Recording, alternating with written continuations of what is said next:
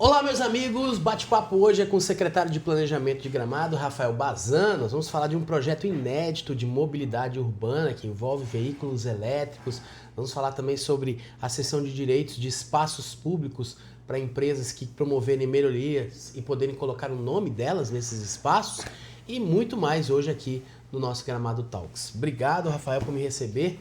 Bom dia, Kaique. Bom dia. É um prazer estar aqui falando contigo, falando com a tua audiência. Obrigado. Né? E é sempre importante a gente estar trazendo informações aí para a comunidade do que a Secretaria de Planejamento está fazendo, o governo como um todo, né? É isso aí. Então, te agradeço muito o espaço. Eu que agradeço. Bom, começando por esse projeto aí de mobilidade, que vem aí um projeto com ônibus elétricos, como é que vai ser isso? Bom, eu costumo dizer sempre que mobilidade não existe uma bala de prata, né? Não existe uma ação que a gente faça que vá melhorar a mobilidade, né? Às vezes muitas pessoas pensam que a gente precisa ampliar vias e aumentar o sistema viário da cidade para que isso resolva, mas a gente tem estudos, né, na área do urbanismo que demonstram que não é bem assim, né? A gente precisa ter ações ações a longo prazo e algumas ações a curto prazo, mas não é simplesmente aumentar o sistema viário. Então eu acho que Gramado tem feito, né, um trabalho importante nos últimos anos. Eu acho que começou lá na época do plano diretor, né? A gente permitir que vários bairros pudessem ter uma vida de bairro, pudessem ter o seu comércio no bairro, pudessem, né, que as pessoas possam fazer a sua vida não tendo que ter aquele movimento pendular todo dia para o centro para comprar um pão, para comprar um leite, né? Então isso foi um primeiro passo lá naquela época do plano diretor, né? E a gente já começa a ver esse movimento, né, em alguns bairros acontecendo, né? O comércio um pouco mais ativo, né, e a pessoa possa ter esse tipo de vida, né, própria no bairro. Outra ação que eu acho que foi importante é a questão do transporte público, né, que foi, né, regulamentado, foi feita a concessão, né, há pouco tempo, foi apresentado os ônibus. Então, dá essa opção, né, para que as pessoas não tenham que toda hora estar pegando o seu carro com um transporte público de qualidade, né, e também é importante. E a gente está com esse projeto aqui na Secretaria de Planejamento, a gente tem uma contratação de uma consultoria de Curitiba que está fazendo o trabalho. Foi uma ação em conjunto com a Visão, né, muito importante citar, a Visão sempre é um parceiro da Secretaria de Planejamento, que é exatamente isso, né, a gente está chamando o projeto de Linhas Elétricas Gramado.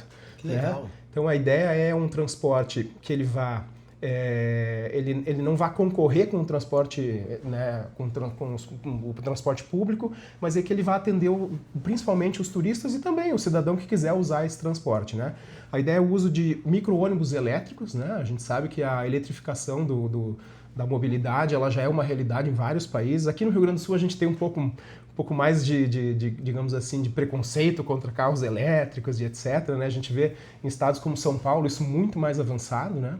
E a ideia, então, são pequenos ônibus com um desenho que vai ser a cara de Gramado, são ônibus charmosos, com muita qualidade, né, para o turista poder circular na cidade.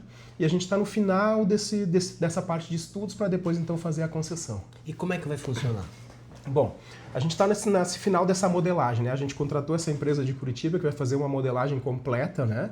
Desde o plano de negócios, como isso para em pé esse negócio, né? Para o município poder, então, ter subsídios para fazer um edital e buscar uma PPP para operar esse sistema, né?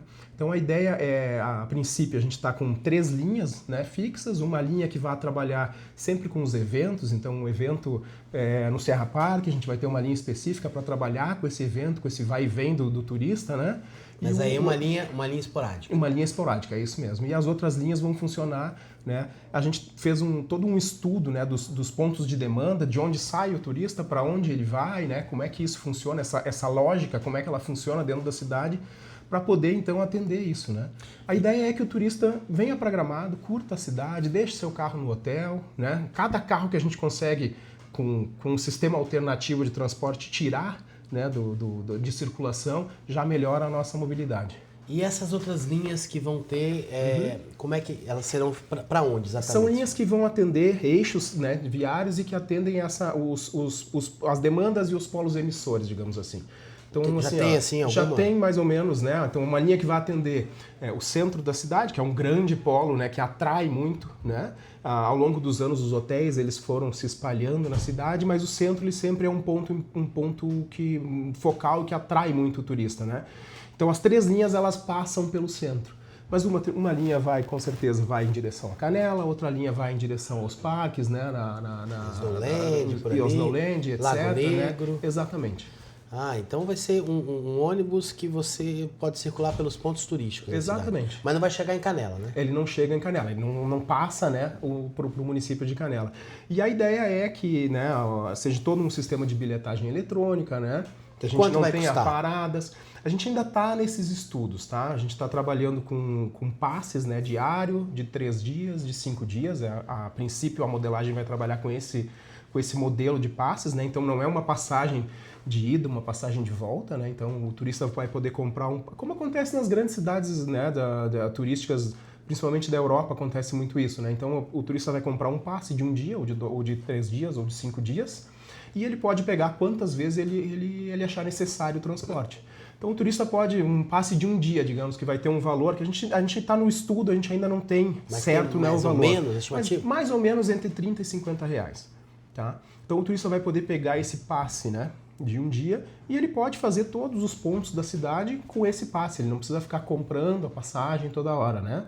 E a ideia é que a gente não tenha paradas de ônibus fixo, então o turista pode, né, o ônibus, ele sabe por onde a linha passa, ele pode, né, ele para onde ele quiser. Isso aí, o transporte para onde for, né, onde for chamado, digamos assim, né? A ideia é que a gente tenha um aplicativo onde tu pode fazer o acompanhamento, né? Então a pessoa está no seu hotel, ela pode acompanhar, eu sei que daqui a alguns minutos está passando aqui na frente do meu hotel o ônibus da LEG, né, da linha elétrica Gramado. E então ele pode acompanhar em tempo real, né? Então ele vai se deslocar até o ponto onde ele vai, né, acenar e vai pegar no hotel na hora dele, que vai passar. Ou no local que ele tiver. Exatamente. Então não vai ser a prefeitura que vai operar, vocês vão fazer concessão. A gente vai fazer isso aí, a gente vai. Porque o modelo é bem parecido com o Bus Tour, né? Isso, ele é mais ou menos parecido, né? O Bus Tour Só que tem outras atrações, digamos assim, né? E trabalha também Gramado e Canela e tal, né? Ele só que menorzinho, né? Isso, a ideia é um micro-ônibus, ela facilita, né, o deslocamento do próprio veículo, né? Uhum.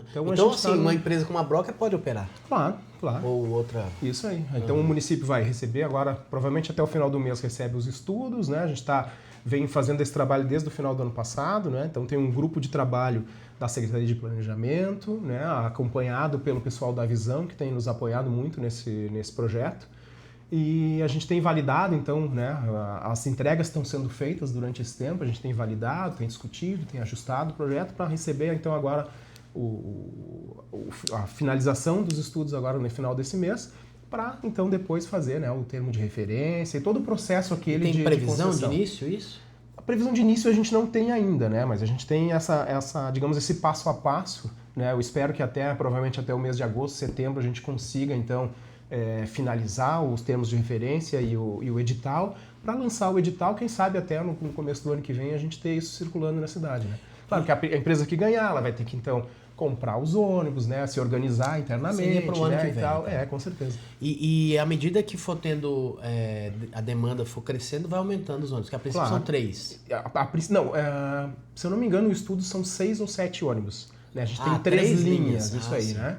Então, claro, à medida que o edital ele já deve prever isso, né? À medida que a cidade vá se expandindo, porque não é um edital desse tipo de serviço, ele não é um edital para 4, 5 anos, né? Um edital, né, para fazer sentido, todo o aporte financeiro que uma empresa tem que fazer para operar esse sistema, ele é um edital mais longo, né? Ele é um contrato mais longo. Então, a cidade, Gramado sabe como é, né? A cidade, a gente pisca, a cidade cresce, né? Então, a previsão, né, para o aumento dessas linhas e para o aumento para que a empresa cumpra, né, e com a demanda, com certeza ela tem que existir, né? Bom, vamos falar agora sobre a questão da nomeação, direito de nomeação dos espaços públicos. Sim. Como é que vai funcionar isso, Rafael? Por exemplo, para as pessoas entenderem, em cidades grandes como São Paulo, Rio, enfim, tem Arena Santander, Praça Bradesco. E aqui em Gramado vai ser isso também, tipo Rua Coberta Gavi, Rua Coberta Rádio Rock. Esse projeto de lei foi aprovado há poucos dias, né? Até deu um pouquinho de polêmica, assim, né? Muita gente às vezes não entende o conceito do projeto, né? Eu achei Gramado, eu costumo dizer que desde 1920 Gramado vem inovando, né? Lá atrás, né, imagina, né, há 100 anos atrás, quando Gramado opta pelo turismo, com certeza foi uma cidade inovadora, né? Quem falava de turismo em cidades do tamanho de Gramado naquela época, né, aqui no Brasil? E eu acho que Gramado, com essas ações, ela continua com esse espírito inovador. A gente foi aprovado um projeto de lei, então, que autoriza o município, né? Então, sempre a gente tem que pensar que é o interesse público que prevalece, né? O município que faz os chamamentos, né? A trabalhar com a questão do naming rights, né? Para melhorar espaços públicos, né? Então não é muita gente pensou assim, mas então vai vir um privado e vai dizer, eu quero botar o nome na praça tal. Não. O município pode lançar um edital tendo contrapartidas, né? Com o que essa empresa vai ter que investir para poder ter o direito do nome, por quanto tempo ela vai ter o direito do nome. Basicamente é isso, né? A gente está com esse processo há um bom tempo, né? De estudando para fazer uma remodelação na Rua Coberta, né? A gente tem o projeto, o projeto básico ele está definido e o município estava analisando qual seria a melhor forma, qual modelagem utilizar para a gente conseguir, né, um apoio da iniciativa privada para de fato, né, fazer essa renovação na Rua Coberta. Então, dentre várias ideias que se teve, uma delas até foi a concessão da Rua Coberta, mas a gente entende que não cabe uma concessão de um espaço como aquele, né, para exploração, né? Já existe ali as empresas que exploram, digamos assim, os módulos da Rua Coberta. E uma das opções, então, que a gente entendeu que seria viável seria realmente, né, o naming rights. Ou seja, a gente está com um trabalho, vai lançar um edital de chamamento e a empresa que vencer esse edital, né, ela vai ter durante tantos anos o direito de usar o nome dela para fazer, né, para usar o nome como marketing, né, atrelado à Rua Coberta e à cidade de Gramado. A princípio, então, é só a Rua Coberta. Isso, é o que a gente está em vista e o que a gente está trabalhando no projeto, o que a gente está trabalhando, né, junto com a Secretaria de Planejamento, a Procuradoria-Geral do Município, o setor de licitações, a gente está nesse trabalho, nesses termos de referência e edital, né, é para a Rua Coberta. Então a gente pretende aí, provavelmente no próximo mês, lançar esse edital. Né? E aí a Rua Coberta, ela pode ter outro nome ou ela tem que ser Rua Coberta? Ela tem que ser Rua Coberta e a marca. Né? Rua Coberta Gramado Parques, por exemplo. A gente pode falar diversos nomes, né? Digamos assim, pode Sim, ser já citei Rua aqui Coberta... Gávea, Rua Coberta Hard Rock, Rua Coberta Santander. Isso, né? A ideia realmente é essa, né? Então, a empresa, né, que vencer esse certame, ela vai ter o direito de uso desse naming rights durante um tempo específico, né? Mas ela não pode fazer, ela vai ter alguns dias que ela vai poder fazer ativação de marca ali na Rua Coberta, né, organizado junto com o município, a agenda, né, para não colidir com os dias que o município usa a Rua Coberta, mas ela não tem direito de explorar comercialmente a Rua Coberta, ela não tem direito de fazer venda de produtos na Rua Coberta, né? Não pode vender cota. Não pode vender cota. Digamos assim, se a Coca-Cola vencer, a Coca-Cola não pode vender Coca-Cola na Rua Coberta, entendeu? É só o nome. É só o nome. E vocês já tiveram reuniões assim com as empresas? Foi bem aceito esse modelo? Você acha que vai ter adesão? Eu acredito que sim, porque quando a gente faz, né, todo um estudo de um termo de referência, uma das coisas que a gente tem que fazer é o seguinte, a gente tem que entender se faria sentido para as empresas ou não o valor, digamos, que vai custar fazer toda essa rua, porque basicamente é o seguinte, a gente tem um projeto e tem um orçamento dessa Rua Coberta, dessa remodelação da Rua Coberta. Então, a gente precisa entender que esse investimento faz sentido por tantos anos, né? E a gente vê que, pelos estudos que a gente fez, né, esse investimento que a gente vai pedir para a Rua Coberta, ele faz sentido pelo tempo de retorno de imagem da marca, né, que a gente está propondo. E a ideia é quantos anos? São 20 anos. 20 anos, então a empresa que ganhar vai ser Rua Coberta, Coca-Cola, sei lá, enfim.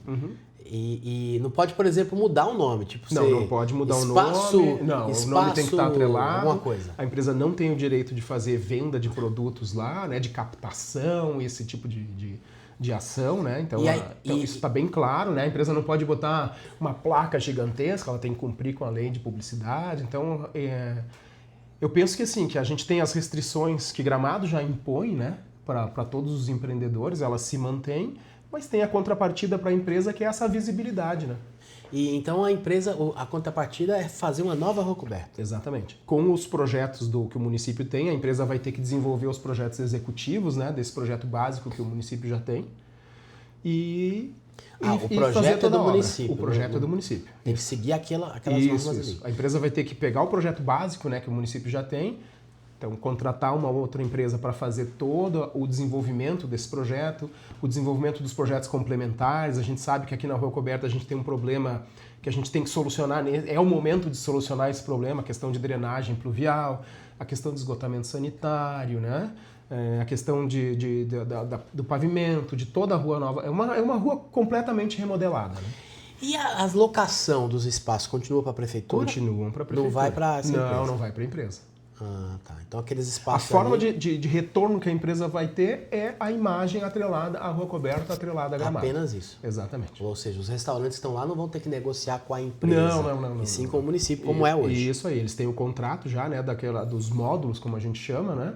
Já existem, né, os contratos com o município e isso se mantém. Ou seja, não é uma privatização da Rua Coberta. Não é uma privatização, a gente não está concedendo a Rua Coberta, né? A gente não está atrelando a, digamos, uma marca de cerveja que vence, então os restaurantes são obrigados a vender só. Não tem nada disso vai acontecer, né? Entendi. E a ideia do município é lançar esse edital. Obviamente a gente vai fazer reunião lá com o pessoal, né?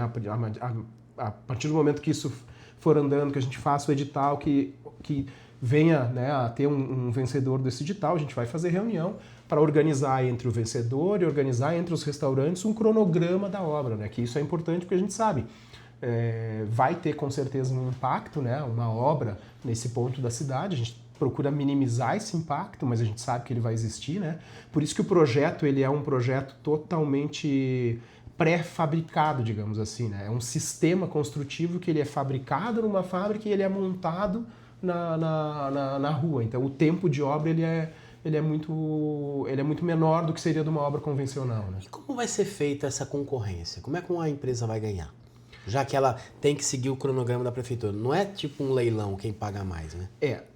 O município, então, ele tem um valor de referência, né? E as empresas têm que se habilitar. Se só uma empresa se habilitar, então ela é a vencedora, porque e se mais de uma empresa se habilitar, a gente tem ali os fatores que vão vamos determinar qual que é a primeira, segundo, terceiro colocado. Então isso tem uma lei já, né? Existe uma lei de concessões e uma lei, né, que o setor da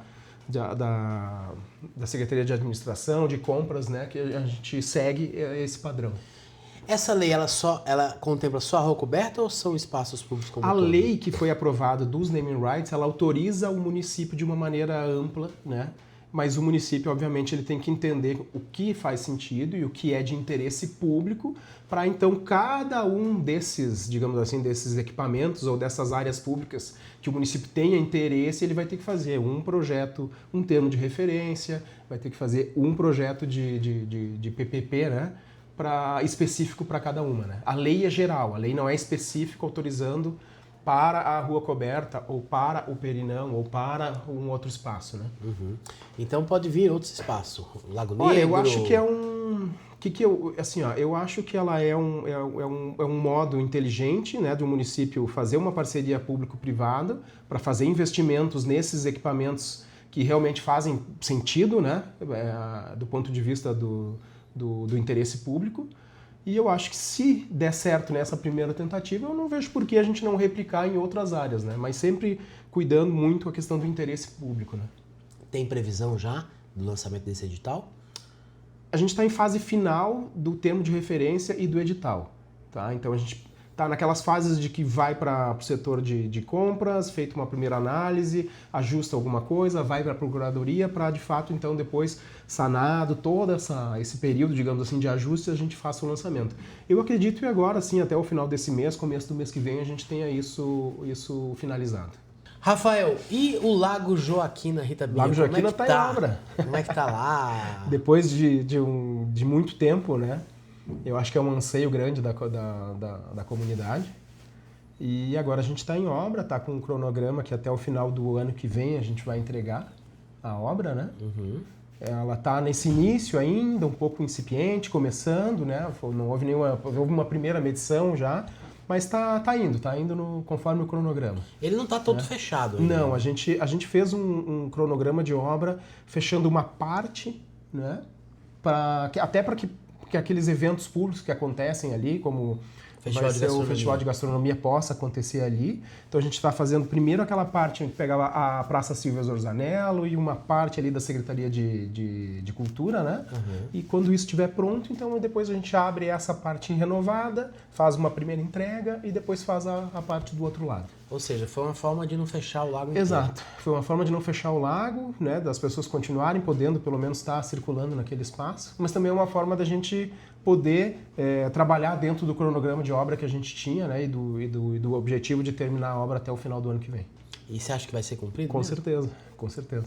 A gente está empenhado nisso, a Secretaria de Planejamento está toda empenhada nisso, né?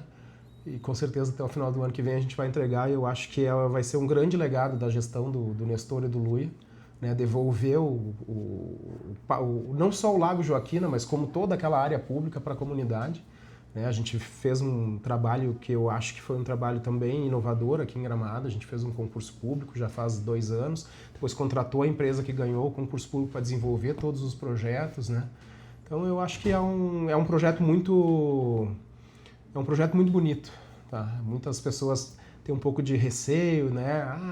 Das hortênsias, né? Se o projeto tinha pouca hortênsias, eu disse, pode ficar tranquilo que vai ter muita hortênsia, é a flor símbolo da cidade, né? Eu acho que a gente está num momento que o turismo, a gente precisa resgatar mais coisas da origem de Gramado para que Gramado continue tendo relevância, né? O Ricardo está fazendo um belo trabalho na Secretaria de Turismo e a gente fala muito sobre isso, né? A Gramado é a cidade que... É uma cidade que conta histórias, a gente precisa renovar nossas histórias, mas também, né, entender as nossas histórias do passado e contar para os turistas, né? Acho que é um papel que a gente tem para que Gramado continue tendo a relevância que ela tem, né, como cidade turística. Fora esses assuntos importantíssimos, o que mais que a gente pode falar sobre os trabalhos da pasta? Olha, a gente está com um projeto, a gente, né, aprovou uma primeira parte da regulamentação desse projeto, que é o da nova centralidade, né? A gente fez 2 audiências públicas, depois da audiência gerou um pouquinho de questionamentos e tal na cidade, porque às vezes eu vejo que eu mesmo e a Secretaria a gente falha um pouco na comunicação. É uma meia-culpa que eu me faço, né? Quando a gente fala de uma nova centralidade, de um projeto de expansão urbana, a gente está pensando a longo prazo, não é uma coisa de um dia para o outro, né? Então a gente aprovou a Lei Geral da Nova Centralidade, agora a gente está trabalhando numa lei específica, que é uma lei de operação urbana, naquela área que a gente chama de zona de ocupação intensiva, que é a área mais...